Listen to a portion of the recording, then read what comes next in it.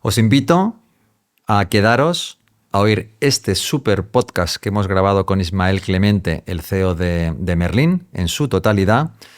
Si sois extremeños, si pensáis que en España se pagan muchos impuestos, si estáis interesados por los retornos del sector inmobiliario y simplemente si os interesa repasar la vida de uno de los más exitosos emprendedores y directivos del IBEX 35, en este podcast lo vais a encontrar. Buenas tardes a todos, soy Ramón Blanco, cofundador de Indexa Capital Group y voy a ser uno de los entrevistadores hoy. Gracias, Ramón. Yo soy François Derbez, uno de los cofundadores de Indexa Capital Group, junto con Unai y con Ramón Blanco. Y vamos, Ismael, para nosotros es un enorme honor tenerte aquí con nosotros en este podcast de Indexa. Voy a hacer una breve presentación, me corriges si me equivoco. Ismael Clemente, nacido en 1970 en Valencia de Montbui, Badajoz. Tú eres el fundador, el consejero delegado, el vicepresidente de Merlin Properties, una de las mayores empresas inmobiliarias de España y probablemente una de las mayores también en Europa. Pues, bueno, como sabes, yo tengo mucha relación con Extremadura, ¿no? Y bueno, pues hemos oído hablar en varias de las entrevistas que has concedido de tu orgullo de ser extremeños, ¿no? Y bueno, yo quería empezar por saber qué significa para ti haber nacido en Valencia de Montbui y también qué significa para ti haberte educado con los jesuitas en Villafranca de los Barros. Creo que son dos factores absolutamente definitorios de mi vida. Yo obviamente estoy orgulloso de ser extremeño, pero no en el sentido de orgullo nacionalista. Yo soy absolutamente español y mi orgullo es un orgullo meramente regional. Obviamente mi tierra para mí es muy importante porque allí es donde tengo a mis amigos y a mi familia, pero no para nada soy excluyente del resto de España.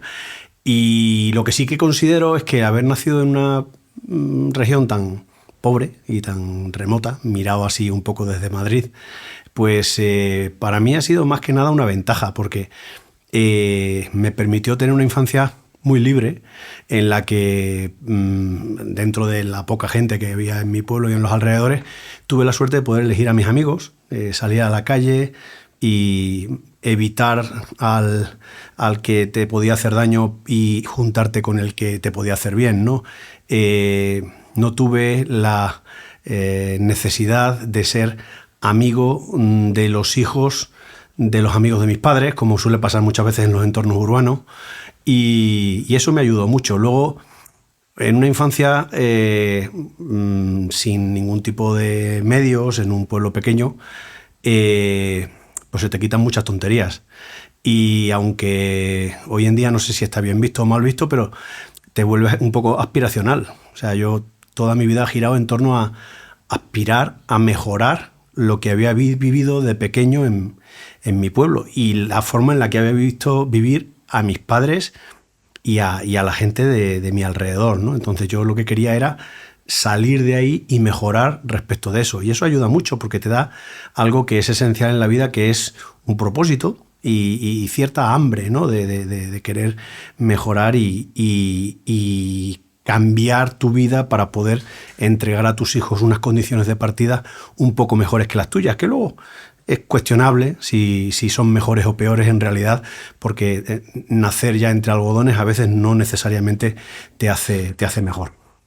Los jesuitas, pues a todas esas condiciones normales de partida le añadieron una cosa muy importante, que fue educación, ¿no? Ellos, sin pedirme nunca nada a cambio, pues me cogieron en el -4 del ascensor social y me soltaron en el +4 cuando terminé en ICADE y tenía el lujo de poder tener una oferta de trabajo incluso sujeta a Mili, que eso era un lujo, en sexto de carrera, ¿no? Los jesuitas me enseñaron a tener una mentalidad abierta, me enseñaron a ser un tío cumplidor, que eso para mí pues es muy importante y se lo exijo mucho a mis hijos. Cualquier cosa que digas, pues dicha ha quedado y por tanto a partir de ahora tienes que cumplirla, ¿no? Entonces me enseñaron a ser tolerante, libre, abierto de miras. Los jesuitas en aquella España relativamente antigua, pues es verdad que había varias corrientes de opinión dentro de la compañía, pero yo entonces tenía profesores jesuitas que eran más conservadores y tenía profesores jesuitas que eran abiertamente lo que hoy en día la gente llamaría progresistas, ¿no?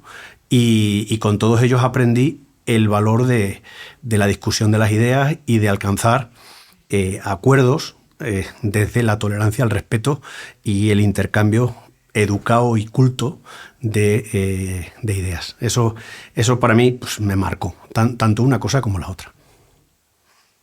¿Y cómo llegaste a ICADE entonces? ¿Cómo haces este cambio? ¿No? Y además estudiando administración de empresa y derecho, ¿no? De casualidad, porque tenía allí un profesor, un jesuita que me tenía un poco bajo su ala, era mi padre, llamaban allí pues el padre espiritual, que era un tío que se ocupaba un poco de tu instrucción moral, pero también humana y académica. Y esta persona, pues sabiendo yo tenía la cabeza a pájaros entonces y quería hacer cosas, yo creo que lo que más quería de verdad era ser militar. Ya no me preguntes qué, o sea, lo que más me hubiera gustado es piloto del Ejército del Aire, pero cualquier otra cosa me hubiera gustado, no me hubiera importado para nada irme a la academia, a Zaragoza o algo así. O eso o médico, porque era algo que me encantaba también, la medicina y leer un poco sobre cuestiones de biología, etc. Entonces, bueno, pues él me cogió un día por banda y me dijo, mira, déjate de tonterías y tú te vas a ir a Madrid, a una universidad que tenemos nosotros allí, que es cojonuda y tal, y además se va tu amigo Miguel. Entonces ahí estimuló la competitividad más primitiva que todos tenemos dentro, sobre todo los tíos, y me fui a ver a Miguel y digo, cabrón, y tal. Sí, como vinieron y nos dieron la charla esta, pues pedí unos folletos y me voy a ir a Madrid a estudiar esto. Y digo, joder, me doy coñazo, esto tiene una pinta de ser un rollo, esto de económica y derecho, esto tiene pinta de ser un truño espectacular. Y me dice el tío, a ti lo que pasa es que te faltan huevos para venirte a hacer esto a Madrid. El clásico. Momento en el cual pues ya el no hay huevos siempre va inmediatamente después seguido del sujétame el cubata en España, ¿no? Así que yo pues me vine para acá con mi amigo Miguel porque era lo mejor que tenía que hacer en mi vida, siempre pues seguir a mi amigo Miguel, que era mi amigo del alma allí en Villafranca. Nos habíamos conocido con 13 años en primero de BUP y la verdad es que siempre hemos hecho la vida juntos. ¿Estudiaste lo mismo, no, Ramón? Yo estudié también en ICADE, sí, Derecho Empresariales, y yo no sé si eres un año mayor, me parece que yo, creo, sí. Pues posiblemente. Bueno, el año de nacimiento... Ahora ya soy un año mayor que casi todo el mundo. O varios. ¿Y contento de esta elección? ¿Te ha servido? Sí. Yo, de todas formas, tengo un poco una mentalidad relativamente tranquila, en el sentido de que, como dice mi madre, yo sería feliz dándole vueltas a un duro. Mi padre siempre dice, no, tú vendiendo coches en un concesionario hubiera sido el tío más feliz del mundo, porque me encantan los coches y me encantan los motores y los tractos y enredar y tal. Y entonces, pues, en fin, siempre he tenido una sensación de que pues mi vida era una película y que había que estar muy agradecido a Dios por la oportunidad que me había dado, y bueno, pues he intentado siempre ser lo más descomplicado posible en cuanto a las decisiones que he ido tomando en mi vida, no pretender ser muy filosófico respecto de esto me llena, esto no me llena, me siento, no me siento. Uh-huh. Hay que currar y ya después preguntaremos para qué estábamos currando, ¿no? Ahora de momento vamos a hacer lo que toque hacer. Muy bien. O sea que estoy contento. Y de ahí pasaste después de la universidad por Arthur Andersen, ¿no? Auditoría, y por Garrigues, ¿no? Sí, bueno, yo entré pues uno de mis profesores de último año me hizo llegar ahí la posibilidad de ir a las pruebas de Arturo y tal, y las hice, y me hicieron una oferta que me permitía hacer la mili. En aquella época era súper importante eso porque me quedaba... la segunda parte había hecho, la instrucción básica la había hecho entre quinto y sexto de carrera, pero al terminar sexto me quedaba toda la parte de prácticas, ¿no? De ya como alférez. Entonces esos son, en aquel momento eran solamente 6 meses, ya eran los últimos coletazos del servicio militar obligatorio en España, y me había sacado un muy buen número en la promoción y tal, y había conseguido un destino bastante interesante, bastante cañero para lo que yo quería, que era aquí en Madrid. Pero tenía 6 meses por delante de prácticas, entonces pues podía incorporarme conforme a las condiciones de la oferta el día 2 de enero y eso hice, ¿no? Hice las prácticas y me incorporé. Cuando me incorporé, inicialmente entré en Arthur Andersen asesores legales y tributarios, en la parte que hacía, sobre todo en aquel momento, derecho fiscal. Sí. Entonces me metí ahí, los primeros 3 meses eran... bastante común con auditoría, de hecho había un curso de contabilidad que era común con auditoría, había bastantes cosas en que eran comunes y iba enfocado, todo el mundo que estábamos allí íbamos enfocados hacia el fiscal. Pero tuvimos la suerte, porque yo no sé por qué, tenía la inclinación, me gustaba el mercantil, y tuve la suerte de que se creó un pequeño departamento mercantil y me pude meter ahí relativamente rápido, a los meses de estar en el trabajo. Entonces me metí en ese incipiente departamento de mercantil y fui muy feliz. La verdad es que me encantaba, me gustaba mucho, disfrutaba, tenía unos compañeros espectaculares, nos lo pasábamos, y eso que le metíamos horas, las que no están en los escritos, acabábamos todos los días a las tantas y tal, pero era maravilloso. En esos años, además, no te duele nada, no te cansas, no tienes ningún tipo de preocupaciones y le metíamos horas como mulos y era maravilloso. Y conocías a gente estupenda que todavía hoy en día son mis amigos. Y lo que ocurrió fue que conocí, pues en unos cursos de formación que hicimos en Ibiza y no sé qué, pues conocí a mi mujer, entonces a la que hoy es mi mujer. Entonces pues cuando nos prometimos, empezamos a salir, esas cosas que hacía la gente en aquellos años, pues queríamos comprarnos pues lo típico, una casa y un coche y tal. Y entonces pues no estaba permitido en aquel momento el hacer carrera paralela. No podía. Me acuerdo perfectamente. Porque había muy pocos socios. Tenía una razón de ser. Había muy pocos socios y lo que no quería es que yo creo que no querían que en las asambleas se produjese una concentración de voto. Es decir, en un despacho de abogados en el que hay 60, 80 socios, si por la razón que sea empieza a haber matrimonios, los matrimonios además tienden a hacerse amigos entre sí. Entonces al final 6 matrimonios de amigos son 6 por 2, 12 votos de 80. Entonces pueden hacer, digamos, bloque e influir en las decisiones o la toma de decisiones del despacho. Entonces en aquel momento no se permitía. Y bueno, pues yo ya de todas formas andaba con la mosca detrás de la oreja de que no me salían los números para comprar una casa. Es decir, que esto de la carestía del mercado de la vivienda pues no es nuevo, y en aquella época pues eso, yo quería comprarme una casita pues para iniciar mi vida con mi mujer, con María, y en el modelo que me había preparado pues salía REF. Entonces pues tenía que buscarme otro curro y encima tenía este tema de separar nuestros destinos profesionales. Llegamos a la conclusión de que ella se quedaba allí y yo me fui a un cliente, a un banco de inversión con el que estaba trabajando en operaciones inmobiliarias de sale and leaseback y tal, y me fui ahí y abandoné mi vida como abogado y empecé a ejercer como economista en cierto modo. Pero vamos, tampoco me causó en aquel momento el más mínimo trauma. Fui feliz también en el nuevo sitio y ahí me pegué ya el resto de mi vida profesional. Ahí estuve 16 años. Lo que pasa es que es verdad que tuve en la tarjeta diferentes logos, porque aquello era un banco americano que se llama Bankers Trust, que luego lo compró Deutsche Bank, y luego Deutsche Bank, la división de Asset Management, la rebautizó RIF, o DB Real Estate primero y luego RIF. Entonces, pues en la tarjeta fueron cambiando los logos, pero era todo lo mismo. La misma trayectoria, misma empresa, misma gente, pero cambiaron los nombres. No cambiaba ni mi pupitre. Sí. Ni mi pupitre ni mis compañeros. Todo era igual, solo que iba cambiando un poco la envoltura jurídica. Okay. Y siempre hacía lo mismo, que era principal de real estate. O sea, siempre hacíamos inversión de real estate. Y de ahí, en algún momento, ya das el salto y montas algo tuyo o cómo surge esto? Me vi obligado porque después de mucho tiempo, pues el banco en mitad de lo peor de la crisis, en el año 12, en España decidió pues introducir una serie de cambios y me quería obligar a hacer una serie de ajustes en mi plantilla y tal, y a mí me parecía aquello impresentable y decidí irme a mi casa. Entonces, claro...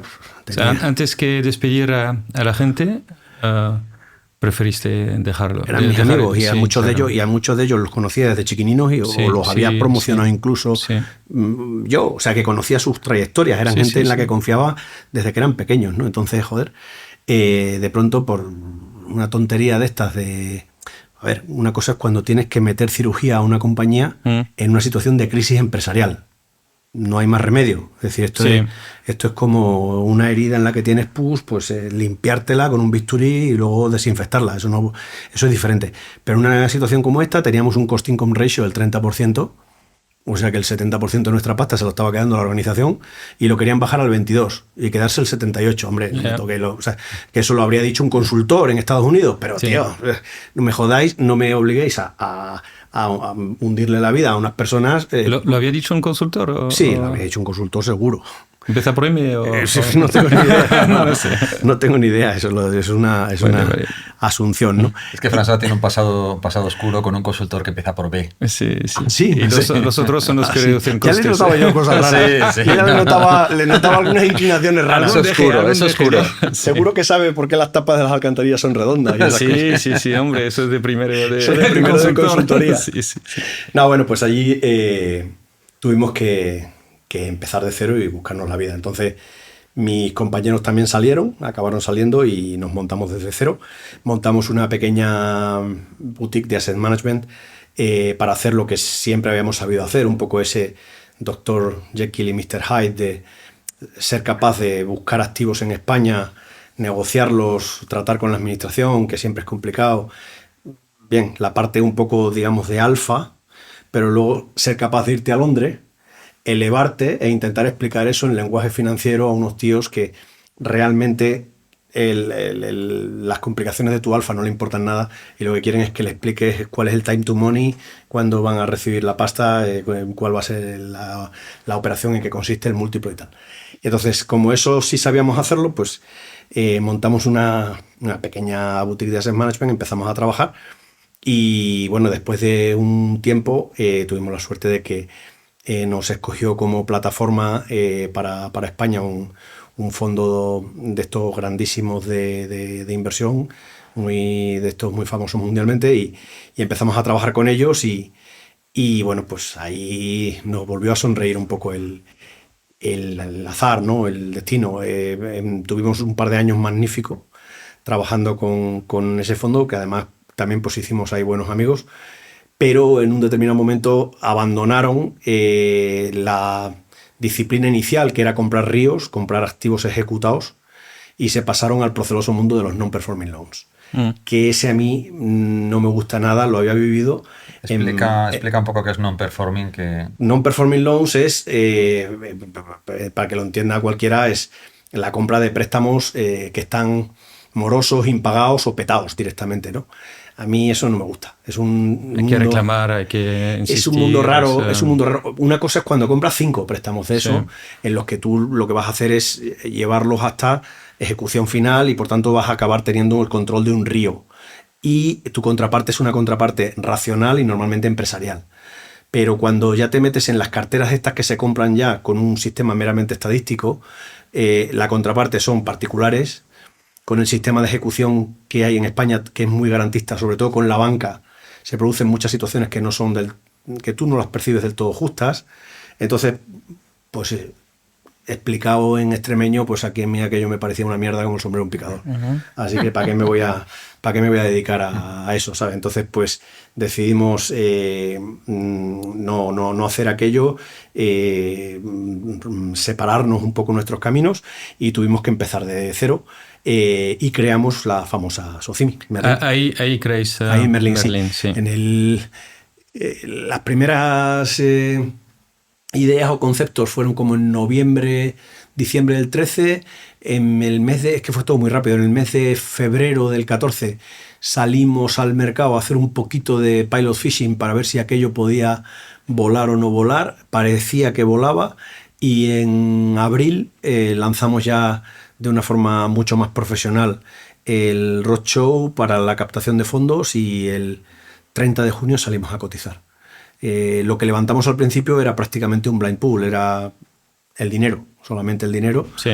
Y teníamos una primera operación semilla, que fue en la que invertimos una parte del dinero que habíamos levantado para evitar que los retornos se diluyeran mucho, para tener cash flow desde el principio y evitar el famoso cash, o el temido cash drag. Sí, sí. Pero bueno, eso lo hicimos más defensivamente que ofensivamente, como una forma de mitigar el hecho de que habíamos levantado mucha más pasta de la que esperábamos, ¿no? A partir de ahí empezamos, y esa primera operación fundacional, que fue un sell and leaseback de BBVA, nos permitió tener un cash flow con el que ir creando el armazón, los cimientos de la Sí. compañía que luego fue, ¿no?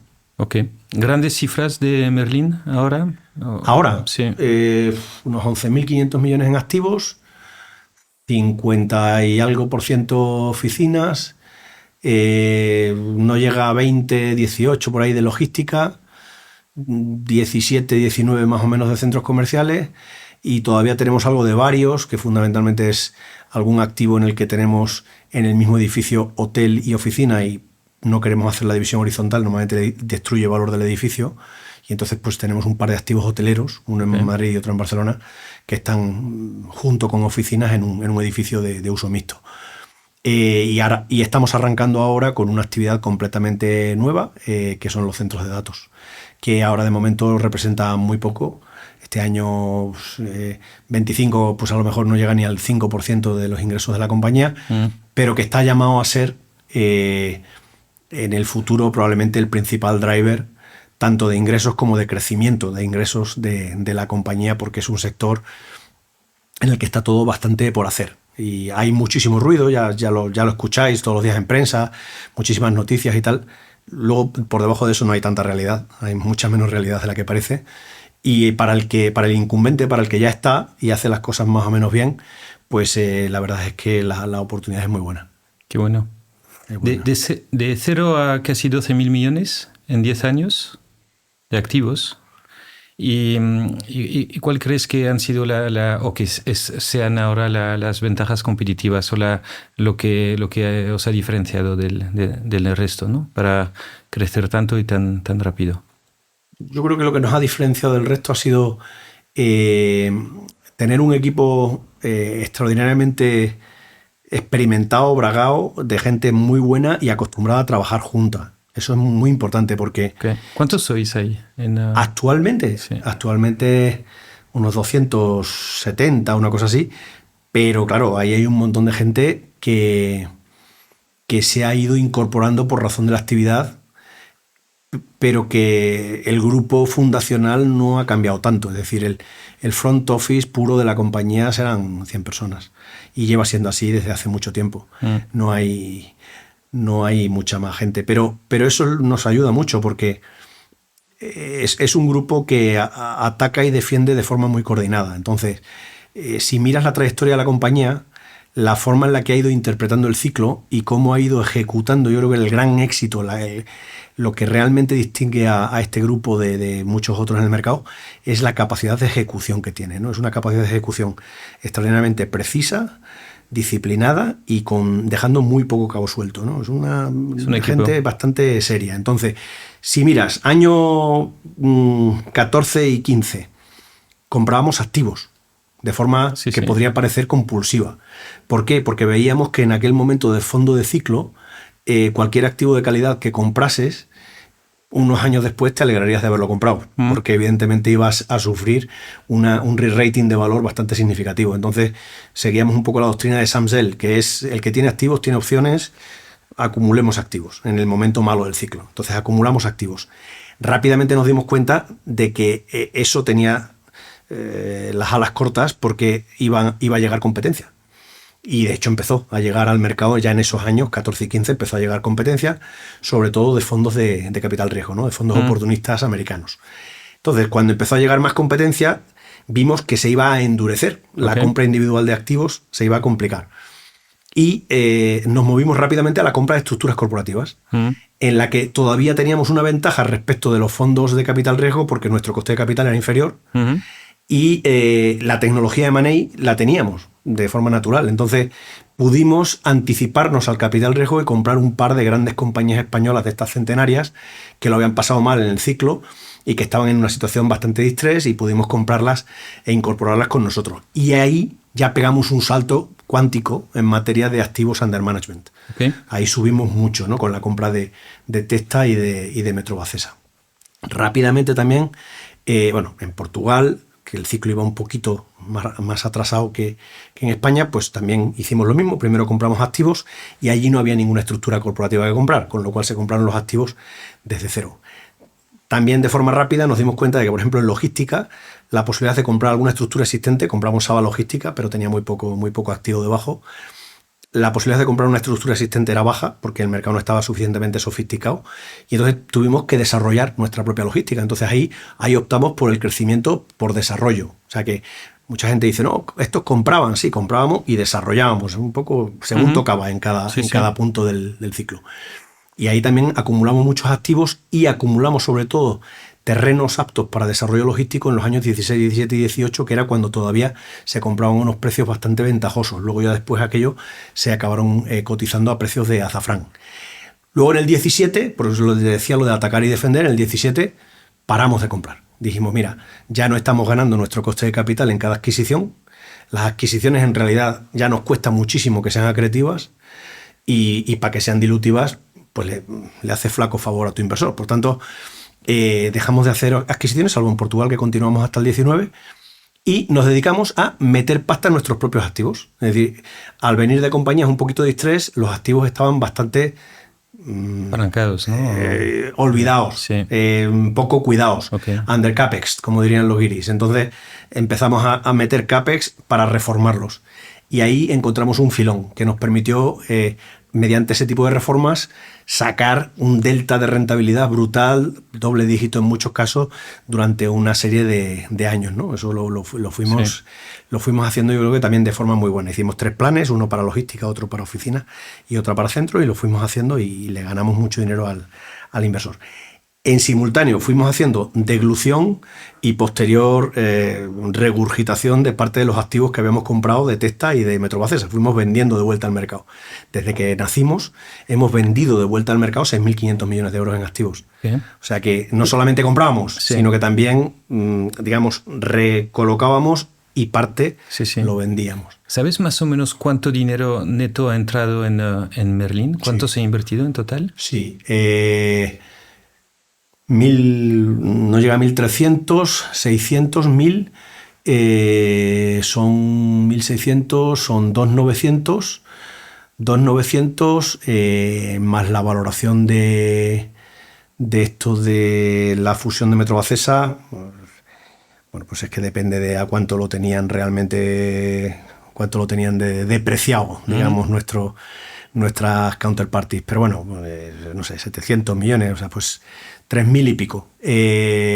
Y ahora es verdad que acabamos de hacer una ampliación de 900 para el tema de data centers. O sea que más o menos nuestro market cap actual, que no llega a 6.000, es te diría unos 2.000 por encima del dinero que se ha recaudado en el mercado, y a eso le tienes que sumar que hemos distribuido unos 1.600 o por ahí de dividendos. Claro, entonces la inversión neta hay que restar esos 1.600. Es casi un 2 1,5 veces lo invertido más lo distribuido. Más lo distribuido. Estás en 1,8, 1,9, cerca de 2, ¿no? De 2 por en estos momentos. Aunque aquí eres muy esclavo de lo que pasa en tu cotización, en la que decides lo que decides, porque muchas veces el mercado está mucho más atento a lo que pasa en materia de tipos, o recientemente en problemas que hemos tenido de marco jurídico o lo que sea, te afecta mucho a cotización. En tu sector, ¿ser una empresa española es una ventaja o es un inconveniente? Competimos a nivel internacional con un montón de peers que son de otros países. yo quiero verlo como una ventaja porque nuestros equipos son, te diría, más imaginativos y más rápidos y más... O sea, yo creo que a nivel de calidad de personal nos comparamos muy favorablemente con lo que veo por ahí a nivel internacional. Hay mucha más viveza y la gente está mucho más enchufada. Sí. Ten en cuenta que una compañía francesa de nuestro mismo tamaño típicamente tendría entre 3 y 4 veces nuestra masa laboral. Porque En coste. En coste y en número de personas. En número de personas, no sé, en coste será mucho más Sí, todavía. en coste, Sí. porque Francia es Francia y allí pues la cola pasea al perro. Pero bueno, ser extranjero luego tiene otras ventajas y es, por ejemplo, acceso a un rating en muchos casos mejor. O sea, durante años... Extranjero como no español, ¿no? Claro, o sea, durante muchos años las hemos pasado canutas porque cuando venía S&P hay un descuento de... o Moody's, sí, al final nosotros hace muchos años que considerábamos que éramos acreedores de un mejor rating que el que teníamos. Y cuando venían, pues siempre hacíamos un side by side. Le decíamos, mira, este soy yo, este es mi rival francés, este es mi rival alemán y no sé qué. Y mira, estos son mis KPIs, estos son los suyos. Sí. No me jodas. Y porque este tío tiene 1 o 2 noches más que yo, ¿no? Y al final era muy frustrante porque la discusión siempre terminaba, bueno, porque eres español. O sea, y tu rating soberano es, en el caso de S&P, pues es BBB+, BBB+, y con BBB+, pues tú ya me dirás cómo quieres aspirar a subir de BBB, ¿no? Nos ha costado muchísimo. Al final hemos conseguido el BBB+, estamos on par, estamos en equivalente con el rating soberano. Pero claro, ya de ahí para arriba es muy jodido, ya no pasas. Pues salvo que tu negocio se convierta en un negocio eminentemente internacional, ¿no? Como ha hecho, por ejemplo, Banco Santander, que ha conseguido superar el rating soberano de España, pero como llevándose el negocio fuera de España, en cierto modo, ¿no? Sí. Esa es la tristeza. Ojalá pues podamos recibir algo de ayuda del rating soberano español, a ver si en algún momento pues una concatenación de buenas políticas públicas consigue hacer que el rating soberano español suba, y eso nos permite pues a nosotros también engancharnos ahí a esa ola y subir un notch más, porque si no va a ser imposible. Mira, recientemente has dicho en una entrevista, te cito, ¿vale? Hay una pugna entre el sector público y el privado en la que el privado va perdiendo por goleada. Esto ha sido al hilo de esa casi desaparición, ¿no? del régimen de las SOCIMIs, ¿no? Del régimen fiscal beneficioso de las SOCIMIs. En tu opinión, ¿qué puede representar para España? Gracias a Dios no ha pasado, ¿no? Como todos sabemos, pero ¿qué puede representar para España si eso acaba pasando? Bueno, básicamente atraso y falta de oportunidades y de diversificación de alternativas de inversión, ¿no? Al final, el régimen REIT, curioso porque mucha gente te mira como diciendo, os he pillado, no pagáis impuestos sociedades. Ya. Por cierto, desde 1960, pero el que lo inventó un sistema alternativo. Tú no pagas impuestos sociedades, pero a cambio estás obligado a distribuir, y el receptor de tus rendimientos sí que tributa en impuestos de sociedades o en IRPF. ¿Y por qué se hizo eso así? Se hizo así porque quien inventó este régimen no quería que una sociedad operativa y con personal estuviese condenada a no ser competitiva frente a los fondos. Como los fondos no tributan, si tú montabas una SA o una SL normal que tributaba normal, el problema es que como alternativa de inversión nunca iba a ser atractiva frente al fondo. El inversor siempre iba a preferir invertir en un fondo que invertir en una sociedad en la que ya de abajo le subían los rendimientos con el correspondiente impuesto. ¿Vale? Y dice, ¿y qué más da? Pues no da igual, porque el invertir en un fondo para la estabilidad del mercado tiene sus problemas, como por cierto, la gente no se acuerda, ya sucedió en España en el 7 y en el 8. Los fondos tienen liquidez en tanto en cuanto un agente de liquidez se la provee. Y para que ese agente de liquidez se la provea, está sujeto y vinculado a unas valoraciones que tiene que hacer de los activos. Valoraciones que tienden a ir retrasadas respecto al mercado. ¿Qué pasa cuando hay una situación de iliquidez o de market distress? Que se producen en muchos casos la cancelación de reembolsos de los fondos se quedan congelados y la gente se queda con una sensación como de corralito y genera pánico.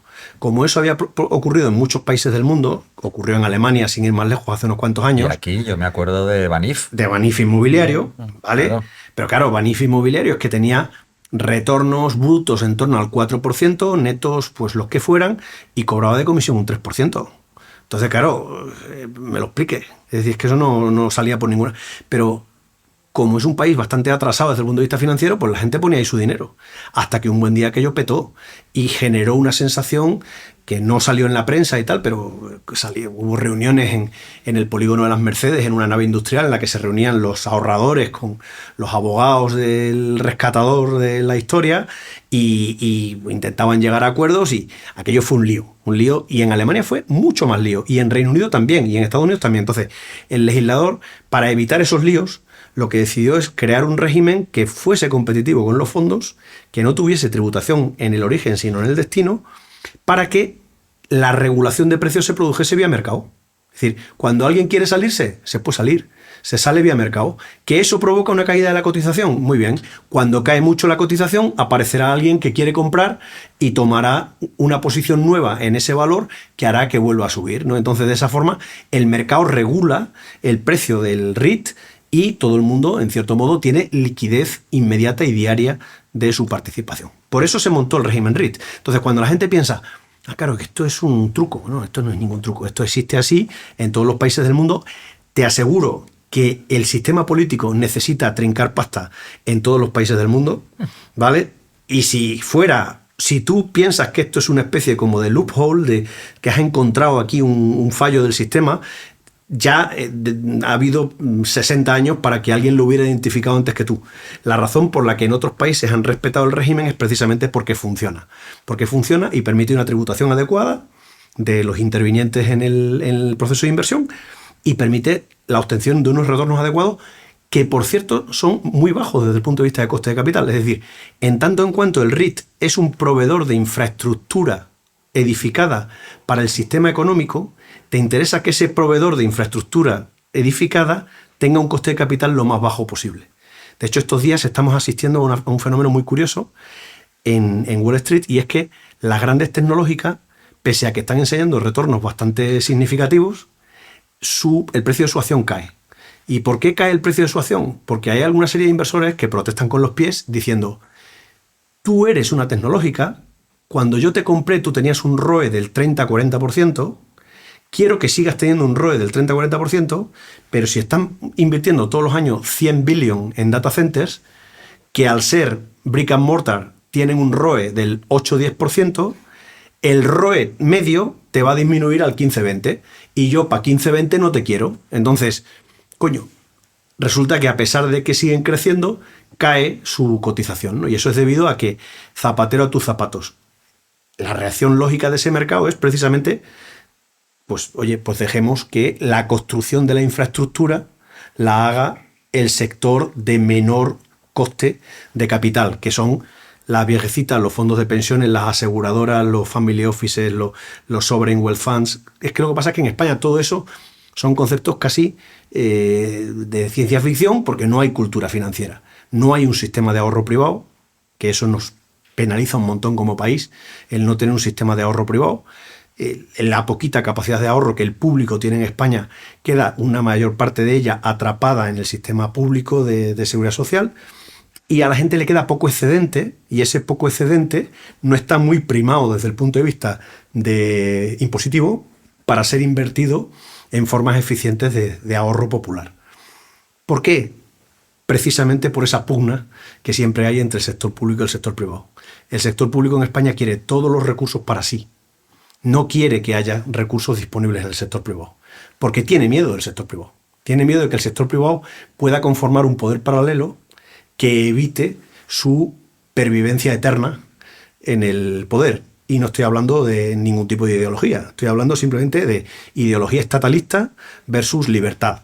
Entonces, en España, que venimos de 500 años de monarquías absolutas y después de 40 años de dictadura, la libertad en el poder público no es un concepto especialmente imbricado en la mente del ejerciente del poder público. el ejerciente del poder público lo que le gustaría es, como sucedía con el rey cuarto, quinto, sexto del siglo XVII, perpetuarse en la medida de lo posible en el poder. Antiguamente era por casta, por pertenencia a una casa real, después fue militarmente y ahora es por el voto de una mayoría que la conformas socialmente mediante la entrega de recursos procedentes de una minoría que es la pagadora del sistema, pero que no tiene fuerza electoral para oponerse a esa máquina que la apisona, ¿no? Eso, pues eso es a lo que me refería cuando digo que hay una pugna entre una cosa y la otra. Eres un especialista del sector inmobiliario, obviamente. Como activo financiero, ¿es un buen activo? ¿Qué rentabilidad tiene que dar? ¿O qué rentabilidad ha dado en el siglo XX? ¿O qué rentabilidad ha dado en el siglo XXI? ¿O qué rentabilidad va a dar?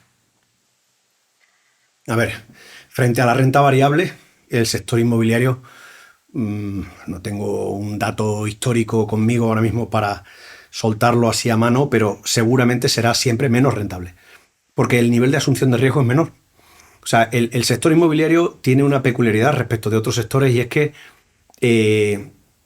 está mucho más anclado en el valor físico de un inmueble que en el valor abstracto o psicológico de una organización empresarial, ¿vale? Aunque hoy en día está muy hibridado, es decir, que mucha gente piensa que Merlin es una colección de activos. No, Merlin es una colección de activos que se gestiona todos los días y que se adapta bastante bien y lo ha demostrado históricamente a las circunstancias del mercado. Y eso solo es posible con una organización empresarial que la respalde. Pero bueno, en cualquier caso, si comparas a Merlin con Google, pues Google tiene mucha ciencia y poco activo. Y nosotros tenemos mucho activo y poca ciencia. Debido a eso, el tipo de inversor que respalda cada tipo de activo es diferente. El inversor que nos respalda a nosotros es un inversor, si se quiere, y sin ningún tipo de carácter negativo, más miedoso, ¿vale? Para los que piensan que eso es malo, que piensen cuál sería su mentalidad si les tocase la lotería. ¿Vale? O sea, que hay gente que dice, no, hombre, claro, pues eso, los inmobiliarios es que son unos segurolas y tal, ¿vale? Tú dices eso porque tienes un sueldo y tu vida, pues es... Pero si de pronto te caen 10 kilos de la lotería, ¿tú qué haces? ¿Coges los 10 kilos y los pones en Google? ¿O coges los 10 kilos y vas a acabar poniendo 8 en una casa, en no sé qué, en una inversión y en un local alquilado? O sea que el mundo tiene dos tipos de inversores. Siempre es el inversor de corte conservador y el inversor de corte más empresarial o arriesgado. Entonces, creo que el sector inmobiliario lo que hace es cubrir un hueco del mercado, una necesidad existente, lo cubre de forma eficaz, que es la inversión de todos aquellos inversores que necesitan una predictibilidad de flujo, porque normalmente asocian ese rendimiento, curiosamente, a su jubilación o a su ahorro, pero normalmente a su jubilación. En España no lo entendemos porque no tenemos un sistema privado de pensiones, pero en todas las partes del mundo donde sí hay un sistema privado de pensiones, pues la gente al final lo que quiere es infraestructuras y real estate, porque tú pones ahí 100.000 y ya sabes que te caen 4.000 o 5.000 de dividendo todos los años, que si los vas reinvirtiendo va haciendo un compounding, y ese compounding, pues el día de mañana, a 30 años vista, pues ha hecho que lo que hayas puesto haya hecho 3 veces. Entonces, bueno, pues lo que has ido acumulando ya lo tienes ahí guardado para el día que tienes que intentar mantener el mismo nivel de vida después de haberte jubilado, ¿no? O sea, yo creo que cumple una función social como otra cualquiera y no pretende ser el sector más rentable. Quizás es muy rentable respecto al riesgo asumido. Que siempre es lo importante, ¿no? Es importante. Sí. Al final es en relación con el riesgo asumido. Sí, totalmente. Que hay una crítica sobre el sector inmobiliario, ¿no? O los más críticos con el sector inmobiliario dicen, mira, a mí no me gusta invertir en el sector inmobiliario porque está asociado a un riesgo político muy cierto, ¿no? Que es, si al final me lo ponen muy difícil, me empiezan a cobrar el 80% de IRPF, pues yo puedo coger mi dinero, ¿vale? Bueno, yo me puedo transportar a Portugal o a Francia o a Italia y yo mi dinero además puedo hacer lo mismo con ello, ¿no? En el sector inmobiliario, si mañana dicen, señores, el IBI desde hoy es el 10% y además las rentas, pues es que las va usted a dividir a la mitad, o peor, ¿no? Como se está hablando en México, la plusvalía es del del Estado, ¿no? Pues no me puedo coger el activo y llevarlo a ningún lado, ¿no? ¿Qué dirías? A ver, no hay nada que oponer a ese razonamiento. El mercado inmobiliario presupone una economía funcional. Si la economía es disfuncional, pues tú estás muerto. ¿Por qué? Porque al final tú eres un sector terciario, eres un mero coadyuvante de los sectores secundario y primario que están extrayendo bienes de la tierra o del mar o de la agricultura y de los que están transformando. Tú lo que haces es prestarles una infraestructura a esa gente para funcionar, ya sea la oficina desde la que dirige su negocio, el local en el que hace sus ventas, la nave logística en la que almacena su mercancía o últimamente los centros de datos en los que hace su computación de modelos de IA. Entonces, si hay algún tipo de disfuncionalidad económica, tú te la comes el primero. Eso es así. O sea, muchas veces cuando ven los números ahora los inversores y ven que, joder, que tenemos unas ocupaciones ya muy, muy altas, tanto en logístico como en centros comerciales y de forma incremental ya también en oficinas. Entonces la gente dice, ¿y de ahí a dónde vas? Pues ya no voy a mejorar mucho, es evidente, no puedo mejorar mucho y ya estoy bastante vinculado a la economía. En el momento en que la economía se me constipe, yo voy a empezar a tener fiebre. Eso es evidente porque tú estás muy vinculado a la economía.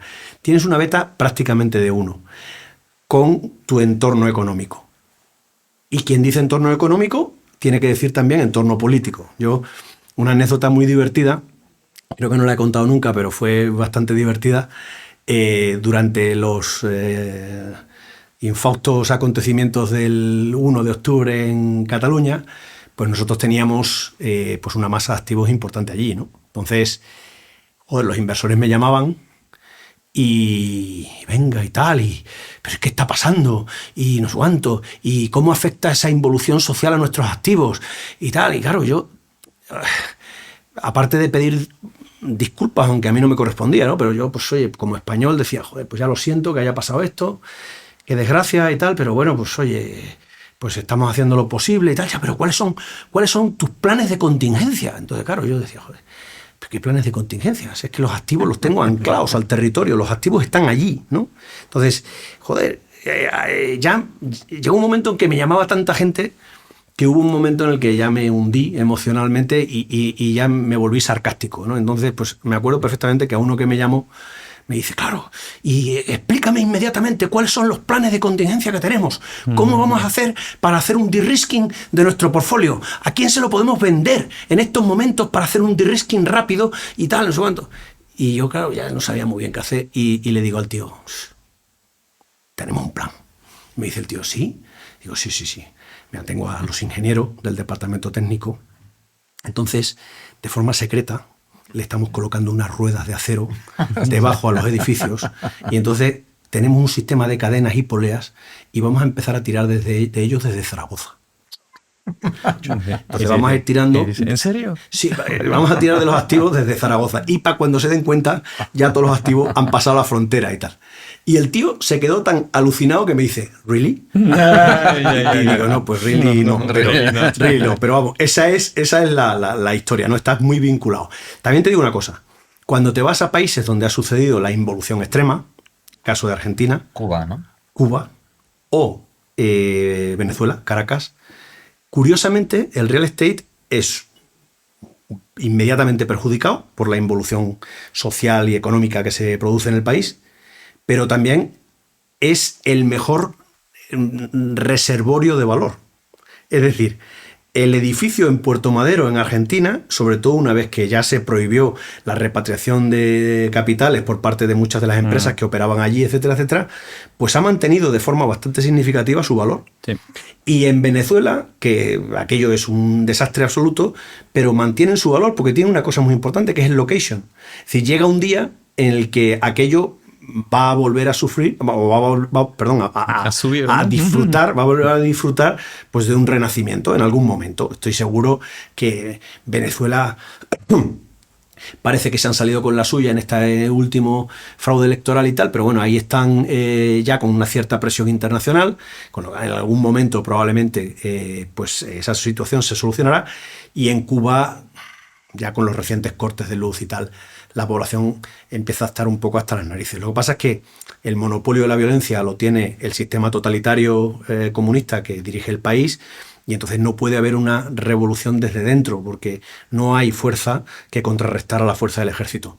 Ahora, basta con la intervención de un agente externo que sujete o aniquile temporalmente al ejército para que la masa se eche a la calle y decapite a todos sus dirigentes, ¿no? Entonces, eso en algún día ocurrirá. Y cuando ocurre, ese activo es el primero que recupera valor. Porque la esquina de la calle tal con la calle tal, esa sigue siendo muy importante hoy, mañana y dentro de 100 años, ¿no? Eso es muy importante, y al final lo único que tienes es que es un CAPEX de recuperación, pero el activo va a valer muchísimo dinero. Muy bien. Creo que has hecho un máster práctico de gestión de consejo, ¿puede ser? No, nunca he hecho. Nunca he hecho un máster, o por lo menos nunca teórico. He aprendido mucho. El práctico, ¿no? He aprendido mucho porque he tenido que acostumbrarme a un mundo curioso y que no vienes aprendido desde la universidad. Y mucho menos después de muchos años en capital riesgo, ¿no? O sea, en capital riesgo, tu consejo es el comité de inversiones. Y el comité de inversiones, ¿quién lo conforma en capital riesgo? Coño, los más listos del fondo. Es decir, los mejores ejecutivos, los que mejores operaciones hacen, son los que meten dentro del comité de inversiones. Están todos hasta las trancas de equity del propio fondo. Es decir, lo que quieren es que haya un éxito colectivo, porque si hay éxito colectivo, sí, ellos les va a ir muy bien económicamente. Tienen cero interés en rechazar innecesariamente operaciones. Es decir, la gente es poco apriorística. No presentas una operación y dices, uy, pero el logo es amarillo, no me interesa. ¿Esto dónde dices que es? ¿En Huesca? Pero Huesca, eso está muy lejos de Madrid. No, eso no. O sea, entonces, los apriorismos no existen en un fondo de inversión de private equity. La gente es muy válida y está muy alineada económicamente. Cuando llegas al mundo de los consejos de administración, el alineamiento económico se rompe. Muy pocos consejeros hoy en día tienen equity de la compañía en la que desempeñan sus funciones. Y eso es malo, porque al final las ambiciones o los planes que tenga la compañía muchas veces no los secundan en función de otros intereses que pueden ser más interesantes o menos interesantes, o pueden venir más al caso o menos al caso, pueden ser más espurios o menos espurios, pero que no tienen nada que ver con el bien de la compañía en muchos casos. Eso luego todo se disfraza de gobernanza, del interés social, de la defensa de los minoritarios, que nada más lejos de la defensa de un minoritario que que no comulgar con los intereses generales de una compañía. Y bueno, pues todo eso requiere un tiempo de aprendizaje. Y bueno, pues yo he tenido que aprender a funcionar, y tuve mucha suerte durante muchos años. Tuve un consejo tremendamente operativo que aprobó algunas operaciones que fueron transformacionales para la compañía, pero yo creo que no es negativo señalar que cuando ya te haces muy grande, pues el consejo también se esclerotiza un poco, ¿no? Entonces ya todo el mundo, que estamos en el IBEX. ¿Ya? ¿Y qué? Porque estemos en el IBEX, ¿qué pasa? ¿Pasa algo porque estemos en el IBEX? Sí, no, es que aquí, claro, ¿qué hacen nuestros competidores? Entonces todo es por reducción al mínimo absurdo de qué hacen tus competidores. Oiga, pero yo tengo derecho a innovar, porque yo tengo que hacer todo el rato lo que hagan mis competidores. Precisamente lo que me ha llevado a hacer las cosas de forma diferente es no hacer lo que hacen mis competidores. Sí. Si ahora me pongo a hacer siempre lo que hacen mis competidores, si cada vez que vamos a hacer algo hay que contratar un asesor que lo que me dice es un cuadro de lo que están haciendo mis competidores para copiarlo, pues entonces yo seré un copiador de ideas, pero nunca seré un innovador, ¿no? ¿Qué crees que te diferencia más de los demás directivos del IBEX?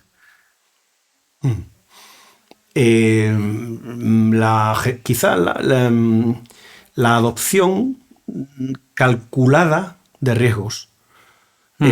Tengo una cierta capacidad de asunción de riesgo, mucho más calculada de lo que la gente cree. O sea, no soy ni mucho menos un temerario. Y eso quizás viene de ese breeding, de esa formación previa en private equity. Okay. Entonces, vamos haciendo cosas, intentando ejecutarlas bien, y a veces eso luego da resultado y te va haciendo que la compañía pues gane un prestigio, una reputación como innovadora, ¿no? Y habéis cambiado rápido, además, ¿no? Sí. De un timing a otro, de un tipo de entorno de mercado a otro, de un es como, segmento a esto otro, es como ¿no? el fútbol. Sí, el sí. Flick en el Barça ha empezado con un sistema súper novedoso, pero que básicamente consiste en subir mucho la línea de defensa, dejar en fuera de juego a los rivales. Eso está muy bien, pero más tarde o más temprano los rivales se lo aprenden. Y cuando se lo aprenden, se dedican, cada vez que le llega el balón al portero, el portero la tira para adelante con la esperanza de que un tío salga, si puede ser desde su propio campo, con lo cual ya no hay fuera de juego, le gane la espalda a la defensa y se la meta al portero rival. Con lo cual eso obliga, primero, a estar muy atenta a la defensa para hacer la línea, y segundo, al portero también a estar muy atento para que si viene un balón, salir desde su área, pero vamos, a donde haga falta, pegarle un patadón y despejarlo, ¿no? En cuanto cualquiera de estas cosas se te descoordina, pues ya estás fastidiado, ¿no? Pues aquí pasa lo mismo. O sea, nosotros, bueno, pues en cada momento tenemos que ir reinventando el sistema de juego, porque si juegas siempre igual, al final tus rivales se lo aprenden y te acaban ganando. Yo creo que te diferencia también el que habla, a la pregunta de qué te diferencia, respondes con una respuesta de equipo. Y eso no, en los directivos del IBEX no sé si lo veríamos tanto. Bueno, yo tengo un equipo, o sea, mucha gente, cuando en el consejo me fustigan con los rollos estos del plan de sucesión y no sé cuántos. Si yo Hay banquillo. la puedo palmar mañana y lo van a gestionar mejor. Si es que hay un montón de gente extraordinariamente válida, porque siempre hemos querido que la haya. Es decir, porque a mí intelectualmente, y vosotros lo sabéis, no hay cosa más bonita que algunas veces cuando nos juntamos para nuestras reuniones de cata de vinos, ¿qué es lo que tienen de especial esas reuniones respecto de otras reuniones sociales de las muchas que puedes tener en un Madrid? El nivel intelectual. Es que yo, cuando le oigo a Luis Caviedes hablar, pues se me cae la baba. O sea, es que me parece espectacular. O sea, el tío, que es muy radical, sí, pero es que no dice una tontería. O sea, que sí, que no dice una tontería. Juan de Antonio, pues es que, joder, tío, es que Fernando, Jesús, si es que son gente espectacular. Entonces, el tener esa afición por estar siempre rodeado de un nivel intelectual, a ser posible muy superior al tuyo, yo creo que es muy sano en la vida, porque es la única forma de seguir aprendiendo. Porque si te rodeas de gente que dice, sí, presidente, no sé cuánto, o sea, bueno, eso, para empezar, eso es lo peor. O sea, no jamás permitas que te llamen presidente, ni jefe, ni hostia, porque es que llega un momento en que te crees que eres alguien. O sea, es que es absurdo eso. Y eso en España ocurre mucho. España es muy de carguito, ¿no? Entonces, la gente, tío, eso hay que cortarlo cuanto antes, que no te llamen de ninguna forma diferente de tu nombre, ¿no? Pero bueno, pues yo creo que hay que intentar mantener esa cultura de excelencia y de aprender de todos los que te rodean en todas las circunstancias, en las personales, cuando estás catando vinos, y en las profesionales, que a veces me vienen, muchos de los chavales que tenemos en el equipo de operaciones especiales, algunas veces me vienen y me sueltan una historia que digo, este tío, ¿de qué planeta lo hemos sacado? O sea, es que este tío es un puto fenómeno. Entonces, muchas veces dices, un momento, ahora explícamelo otra vez, ya para intentar entenderlo, ya estoy un poco mayor, para intentar entender lo que me has dicho. Y de esa interacción aprendes un montón. Mucho. Hay una frase que a mí me gusta mucho, no se sabe muy bien, se la atribuyen a Kennedy, pero también he visto que se la atribuyen a varias personas más. A Churchill, ¿no? Que dice, si estás en una habitación y eres el más listo de la habitación, estás en la habitación equivocada. Estoy bastante de acuerdo. Sí. Estoy bastante de acuerdo. Yo en una cosa que me gusta mucho cuando voy a... O sea, yo todavía conservo ese punto un poco... pueblerino, de cuando voy a las reuniones de EPRA, de la Asociación Europea de Compañías de Real Estate y no sé qué. Es que algunos de los tíos que están ahí, yo tenía un póster suyo en la habitación hace 3 años o 5, ¿no? Entonces, con alguno he llegado a tener un mínimo grado de confianza, y me acuerdo que hace poco se lo decía a uno de una inmobiliaria británica de estas míticas, ¿no? Y le decía, joder, es que vosotros para mí erais el golden standard, ¿no? Erais lo que yo quería ser. Una inmobiliaria líquida, seria, con una gobernanza de puta madre, que acertaba siempre en sus decisiones de inversión y tal. Y me dice el tío, sí, pero mira dónde nos ha llevado el Brexit. Dice, capitalizamos, tú hace tiempo que no lo miras, ¿no? Digo, no, capitalizamos la mitad que vosotros. Digo, ostras. Me quedé. Y es que el mercado es cambiante, en cualquier momento te puede pegar un sopapo. Esto es como ser viñador. Al final, la temporada 24 venía cojonuda, pero dio la casualidad de que cuando empezó la vendimia empezó a llover. Y empezaron los hongos y tal, y se ha jodido toda la mitad de la cosecha, ¿no? Pues aquí igual. Aquí a veces lo estás haciendo estupendamente y llega al mercado y hace pa, pa. Con lo cual eso humildifica mucho. Bueno, sabes que yo he escrito un libro sobre el fracaso con algunos coautores, ¿no? Como Luis o como François, que se llama Fracasar para avanzar. Y bueno, la tesis del libro es que fracasar es, si asumes riesgo empresarial, pues es lo normal, entra dentro de las probabilidades y que hay que aprender de ello, ¿no? ¿Hay algún fracaso del que hayas aprendido mucho? ¿Volverías a Salvados, por ejemplo? Oh. No, eso no es un fracaso. No. Yo creo que... No, bueno, quiero decir que a mí me parece espectacular cómo sales de la Fue una casualidad. cómo sales de la entrevista de Salvados, ¿no? Me parece que estás brillante, de verdad. Pero lo hizo, fue él. O sea, fue el periodista Jordi Évole el que dio ese spin a la entrevista, porque podía haber dado el que le hubiera querido. O sea, tú en la tele estás al albur de quien haga la edición. Sí, te graba muchas horas y luego... Pues en aquel caso grabamos 4 horas y 20 y extractaron 16 minutos. O sea, podían haber dicho que maté a Manolete, ¿no? Pero no, oye, y eso deshonra. Intentaron ser lo más fieles posible a lo que habíamos dicho. Ese es un caso de libro del famoso espíritu cumplidor que te decía al principio. No sé si Salvar al soldado Ryan, hay un teniente que llega allí a una línea de unos árboles en un bosque y les hacen fuego desde un nido de ametralladora a unos alemanes, y no sé si es en eso o en Hermanos de Sangre, tengo la duda, porque al final es lo mismo, es un subproducto de Salvar al soldado Ryan, y le dice: mira, Johnson, llégate por ahí, por la desenfilada esa, por ese pequeño regato, y das la vuelta, entras por la parte de atrás del búnker, les tiras una granada, los fríes a los alemanes y neutralizas la ametralladora ya para que nosotros podamos avanzar. Y claro, le mira el tío al teniente y le dice: mi teniente, ¿y por qué me toca a mí siempre? Y le dice: porque eres un tío cumplidor. Pues eso, ¿no? Cuando tienes esa obsesión en la vida de cumplir, pues en aquel caso lo que ocurrió fue que tampoco lo he contado nunca, pero pues había estábamos trabajando para un fondo americano grande y íbamos a hacer una primera adquisición de un portfolio de vivienda, y en un determinado periódico pues alguien había pillado la idea de dónde iba a ser el cierre, en qué notario y tal, y iban a montar un escrache.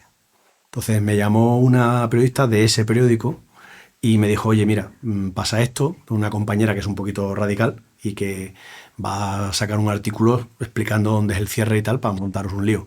Joder, yo coño, que yo acababa de salir de Deutsche, no tenía dónde caerme muerto, digo, joder, que tengo que pagar el colegio de los niños, no me jodas, que tengo 6 críos, tampoco...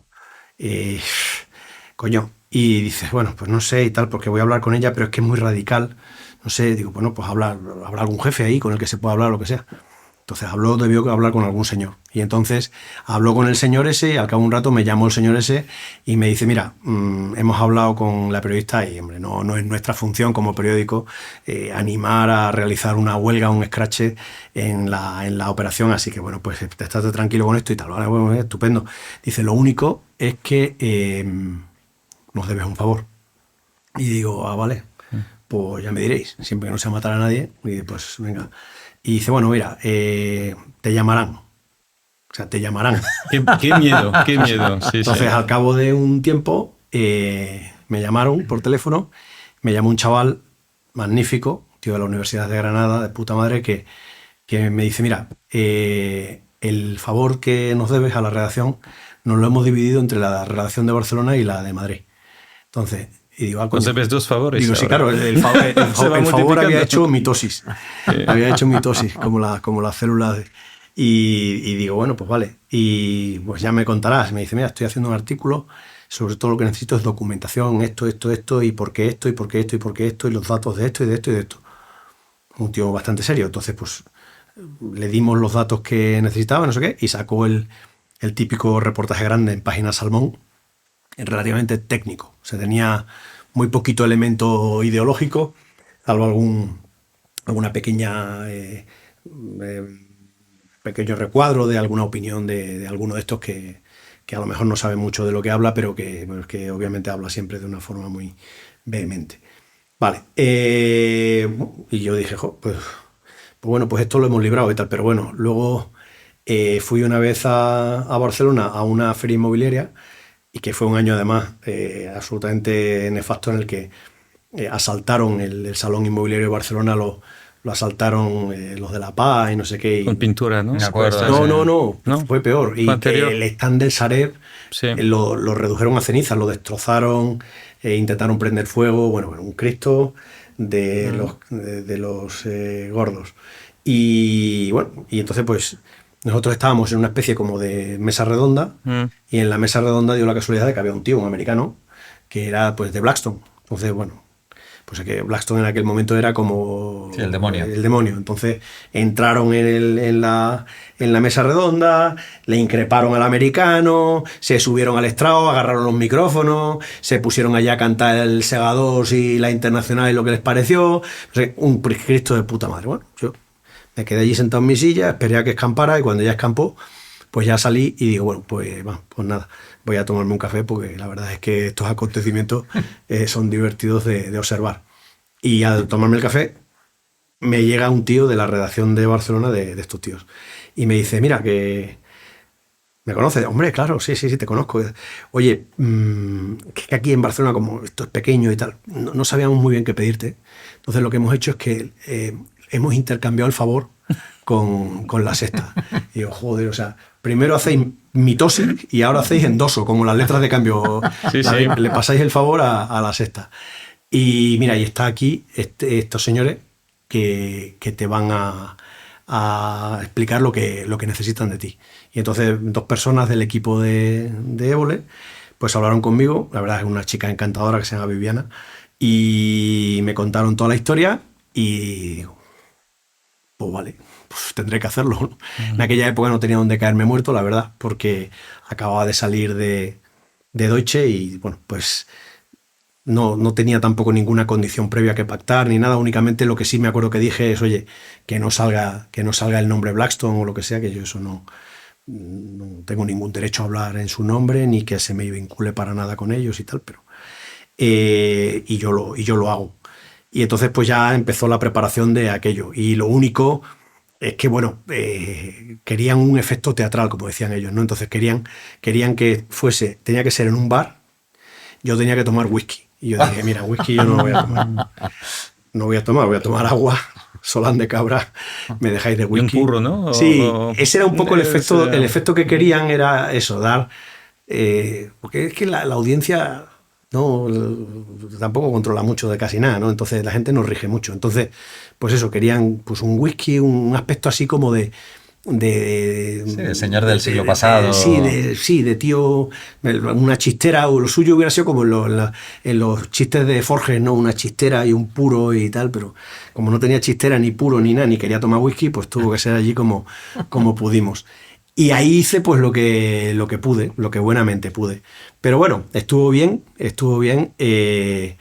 Empezó muy duro, muy agresivo, pero luego después nos fuimos entendiendo, y al final, bueno, pues yo creo que hicieron un montaje, una edición relativamente respetuosa con lo que habíamos hablado, aunque hubo una parte que fue la de los guarritos al taca-taca y no sé qué, que fue en realidad una especie de fuera de cámara. Lo que pasa es que no había fuera de cámara como tal, porque yo tenía el micrófono todo el rato puesto. Típico.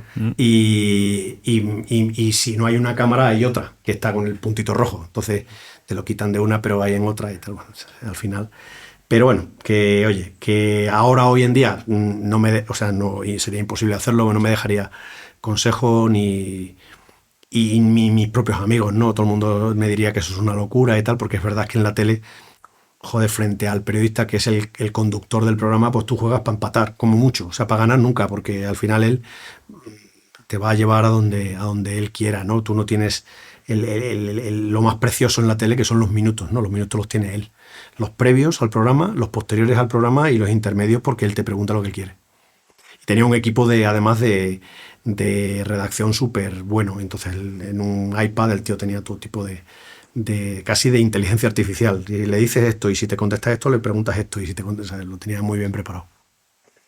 Oye, en varias entrevistas te he oído decir, bueno, al final que el 20% de los contribuyentes del IRPF, ¿no?, paga el 80% del IRPF, que eso es una realidad, esos son datos, y que lo que hay que conseguir es que estos señores no se vayan.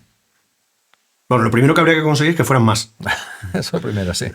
Es decir, lo que habría que conseguir es que hubiera mucha más gente en España que se pudiera permitir el lujo y encima que además voluntariamente estuvieran orgullosos de ser contribuyentes, ¿no? Yo creo que para eso habría que rescatar y redignificar y dar relevancia social a la figura del contribuyente, que habría que ver cómo hacerlo. En algunos de nuestros encuentros de vinos hemos hablado de... Un ranking del que más paga.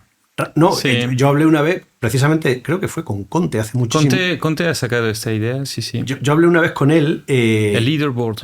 No, bueno, el leaderboard, pero no. Y una cosa, una sugerencia que yo le hice, ya se la habrá olvidado seguro, pero que fue dar títulos nobiliarios. Yo digo, oye, el Amancio Ortega ¿cuánta pasta lleva soltada para el sistema? No sé qué. Archiduque, toma por culo, ¿no? Archiduque de Ortega, si es que esto... Sí, no se ha quedado con el título, pero se ha quedado con que el rey iba a entregar el diploma o que haya una ceremonia Eso es así. oficial, ¿no? Top 3 el año pasado. Yo creo que hay dos cosas que son soft measures, pero que pueden ser bastante razonables, que es eso, pues otorgar unos títulos nobiliarios, de ahí para abajo, ¿no? Pues duque, no sé cuánto, tal, hasta que llegues a varón, que es 4 chavos, ¿no? Pero... Oye, que la gente diga, oye, antiguamente me daban un título nobiliario en función de los mandobles que repartía ayudando al rey. Pues hoy en día me dan un título en función de la pasta que suelto ayudando al Estado, ¿no?, al que pertenezco. Yo creo que eso estaría bien.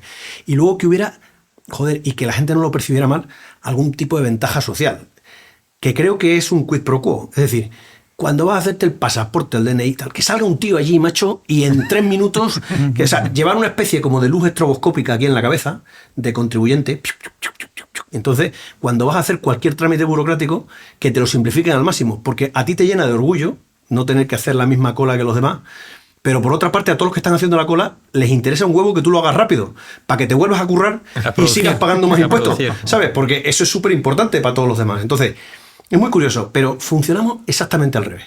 Enseñamos a la población a envidiar y a joder a la gente que realmente produce impuestos y riqueza para el país. Y eso es completamente nefasto.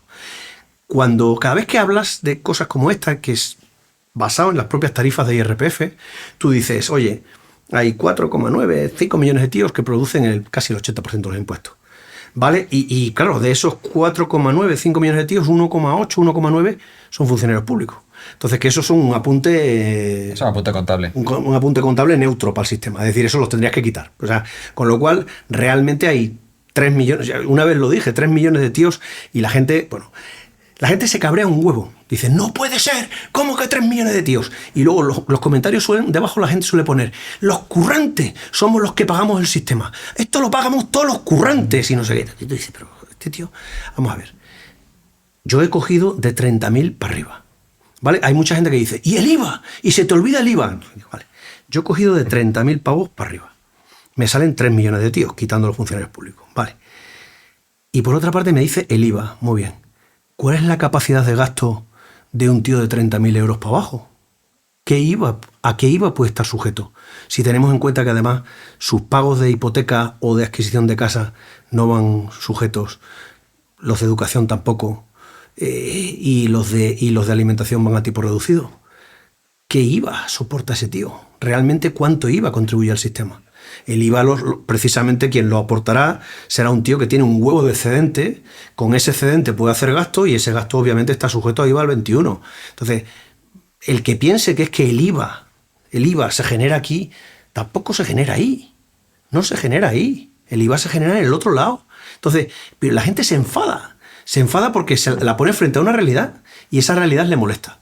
Que no, que a mí me han dicho que los que sostenemos el sistema somos los currantes. Bueno, a ti te habrán dicho eso, pero las matemáticas dicen exactamente lo contrario. Y si te lo miras es así. Y lo que tendríamos que hacer es dejar de odiarlos. Si esto es como hay una anécdota de Olof Palme o no sé quién que a mí me la cuenta siempre en Portugal, pero debe ser, no sé dónde sería, que lo que le dijo pues Otelo Saraiva de Carvalho después de la Revolución de los Claveles: estoy luchando para que no haya más ricos en mi país. Y el otro le dijo: pues coño, en Suecia lo que estamos intentando es que todos sean ricos, ¿no? Pues efectivamente, o sea, joder, si lo que tienes que hacer es conseguir que haya más gente que tenga suficiente excedente para producir impuestos que ayuden al bienestar de todos los demás, de los que no tienen tanta suerte. Si en eso consiste pagar impuestos, no hay más vuelta de hoja. Pero odiándolos no vas a conseguir gran cosa. Sí, en Indexa también es lo que intentamos hacer, ¿no? Que haya más ricos. Claro, joder. Sí. Pero efectivamente, pero mucha gente pensará que un tío que invierte en un indexado es una cosa, oye, este tío debe ser lo normal. Yo cuando miraba este tema de las SOCIMIs, en Estados Unidos hay 153 millones de americanos que tienen una acción de un REIT. Uno más. 153. La mitad. Muchísimos. Entonces, claro, es un fenómeno de ahorro popular. Y eso también te blinda frente a los excesos del poder. Porque si el poder quiere modificar tu régimen, la gente le dice: un momento, que yo soy maestro de escuela, tengo $100.000 ahorrados y puestos en un REIT, en el que sea, en equity, y me está dando 5.000 de dividendo todos los años con los que me pago el veraneo en Miami, no me jodas. Pero aquí no ha habido ese fenómeno de popularización, no lo ha habido pues porque MiFID II no lo permitió. O sea, al final todas nuestras salidas a bolsa fueron salidas a bolsa solamente con tramo mayorista, porque los tramos minoristas en aquel momento y todavía hoy siguen completamente desrecomendados por los despachos de abogados grandes, te dicen que son solamente una fuente de problema. Y a los reguladores no les gusta. Y a los reguladores no les gustan. Entonces, pues al final lo que hemos hecho es, por pretender proteger al inversor minoritario, le hemos dejado fuera de las colocaciones primarias de mayor interés que suceden en la bolsa. Es completamente absurdo. ¿No sería mejor tratarle como un adulto y decirle: oiga, la bolsa es una cosa peligrosa y en la que usted puede ganar o perder dinero? Si usted participa en una colocación primaria y lo pierde todo en 5 años, no venga a reclamarme ni monte ningún tipo de algará callejera. Simplemente, pues usted ha tomado una mala decisión de inversión y ya está. Es que es curiosísimo, porque es que la gente se va alienando, además, de las consecuencias de la economía, y entonces luego te encuentras gente en mi pueblo que te dice: no, el rescate bancario. Y le dices: ¿pero qué rescate bancario? De las cajas. El rescate de las cajas de ahorro. Y además no se rescató un banco, es que es una gran falacia. Sí, aparte de que además el rescate fue, en cierto modo, de los depósitos. Es decir, si no se hubiera producido ese rescate de las cajas, tú hubieras acabado sufriendo en el importe de tu depósito. Sí. Entonces, claro, se hubiera producido una corrida bancaria y tal, y al final se decidió, oye, tirar por la calle del medio y rescatar las cajas. ¿Y quién había quebrado las cajas? El sistema político. Claro. Sí. O sea, los favores, los créditos privilegiados, los circuitos corruptos de financiación, y eso es lo que hubo que rescatar. Y sin embargo se ha convencido a la población de que se rescató a los bancos y que los bancos eran unos tíos con chistera y puro, como no, que se beneficiaron de ese rescate, se llevaron la pasta y se la gastaron en yates. Es que es una cosa absurda y la población ahí vive idiotizada y sin tener ni idea de que eso es mentira. Es una cosa curiosísima. Sí. Tema inversiones. ¿Nos puedes decir dónde inviertes tu dinero? Solamente en Merlín. O sea, solo Merlín. Todo mi patrimonio está en Merlín. O sea, el 85% por valor. Eso se llama skin in the game, ¿no? Sí. Es que yo también quedé muy afectado. Yo cuando era jovencito, recién llegado a la carrera, era pizarrero en la Bolsa de Madrid, en el mercado de Corros. Y ahí intenté hacer operaciones así que no me correspondían por edad.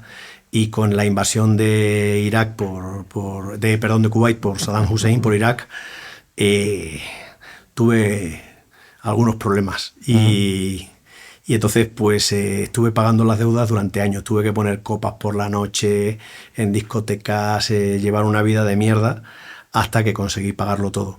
Por ese espíritu un poco de cumplir, ¿no? Y al final pues me prometí a mí mismo que no iba a volver a hacer renta variable en mi vida. No lo he hecho. Entonces lo único que tengo es Merlín y fuera de eso, alguna vez con los amigos en la oficina pues hemos hecho algún pequeño club. Sí.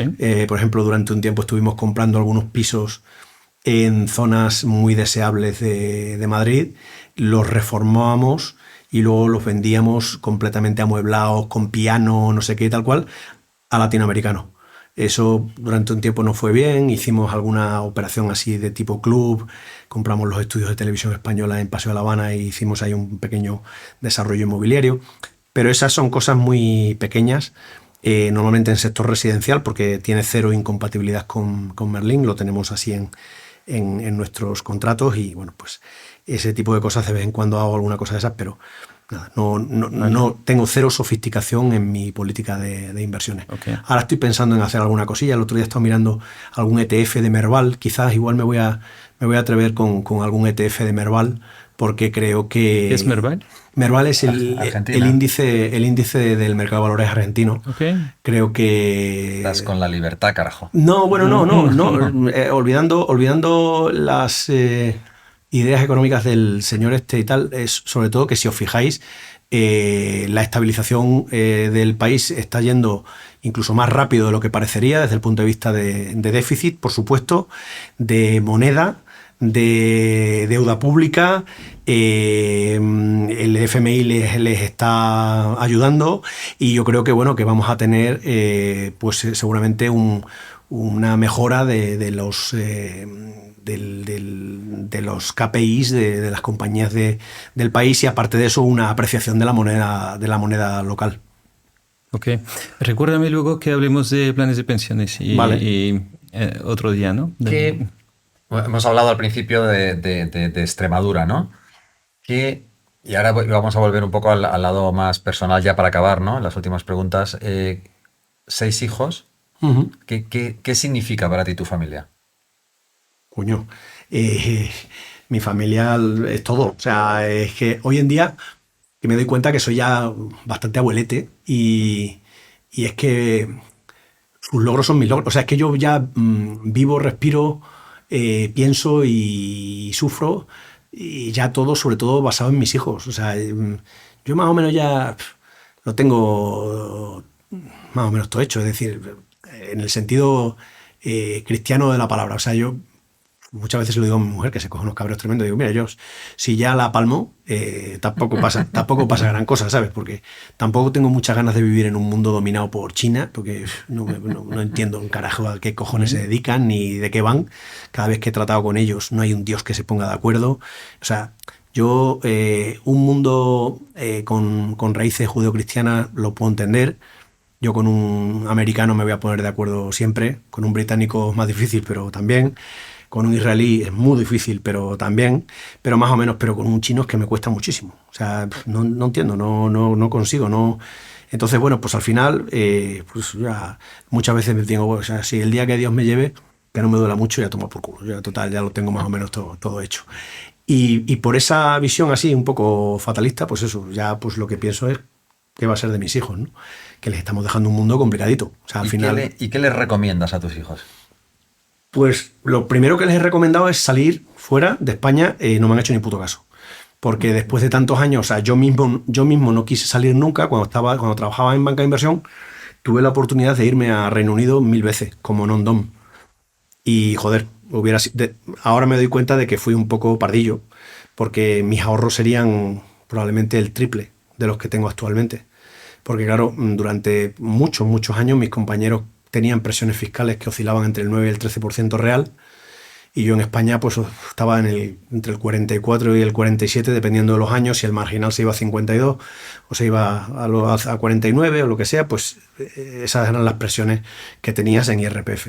Entonces, claro, pues mis compañeros non-dom en Reino Unido, pues todos ellos ahorraron muchísimo más. Si a eso le sumas que en aquellos años existían los trusts y podías encima recibir el bonus en un trust, y desde el trust podías comprar casas, podías comprar un montón de cosas y las utilizabas en régimen de alquiler y no sé, pues eso es imbatible. O sea que hice bastante el idiota porque me quedé aquí porque yo pues que soy español, estoy orgulloso de serlo, y quería que mis hijos pues tuviesen raíces y chupasen abuelos, primos, se pegasen porrazos, fuesen al médico en España y se enraizasen aquí, ¿no?